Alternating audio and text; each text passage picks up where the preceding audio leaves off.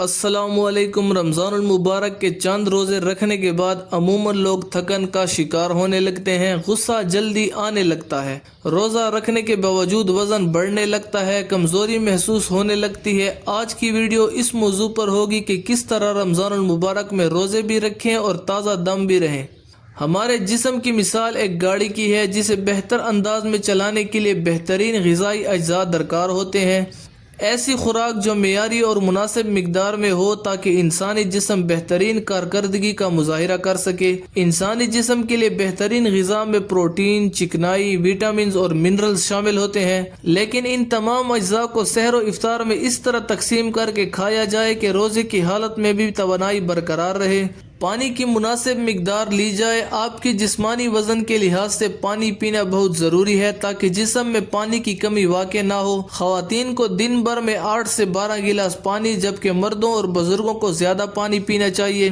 جسم میں پانی کی کمی سے صحت کو لاحق کئی مسائل پیدا ہو سکتے ہیں، مثلاً تھکن، کمزوری، کسی بات پر توجہ مرکوز نہ کر پانا، بلڈ پریشر کا کم یا لو ہو جانا اور ہیٹ سٹروک وغیرہ۔ لہٰذا پانی کی مناسب مقدار لینا بے حد ضروری ہے۔ پانی اگر زیادہ نہ پیا جائے تو سوپ وغیرہ بھی پی سکتے ہیں۔ اس کے علاوہ ایسے پھلوں اور سبزیوں کا استعمال کیا جا سکتا ہے جن میں پانی کی مقدار زیادہ پائی جاتی ہے، مثلاً کھیرا، تربوز، ٹماٹر اور خربوزہ وغیرہ۔ عموماً لوگ سحری میں 3-4 گلاس پانی پیتے ہیں تاکہ پانی کی کمی پوری ہو سکے، جبکہ اس طرح بدن کو پانی کی مناسب مقدار حاصل نہیں ہوتی۔ اس لیے روزہ افطار کرنے کے بعد سحری تک تھوڑے تھوڑے وقفے سے پانی پیتے رہیں اور سحری کے وقت تہجد سے سحری کے دوران تھوڑا تھوڑا کر کے پانی پی لیا کریں۔ پانی کی جگہ جوس، لیمو، کسکنجبین اور لسی وغیرہ بھی پی سکتے ہیں۔ خصوصاً گرمیوں کے موسم میں جسم میں پانی کی کمی نہ ہو، اس کا خاص طور پر خیال رکھیں۔ افطار میں تازہ پھلوں کا رس جسم میں پانی کی کمی کو پورا کرنے کے ساتھ ساتھ جسم میں توانائی اور تازگی کا احساس پیدا کرتا ہے،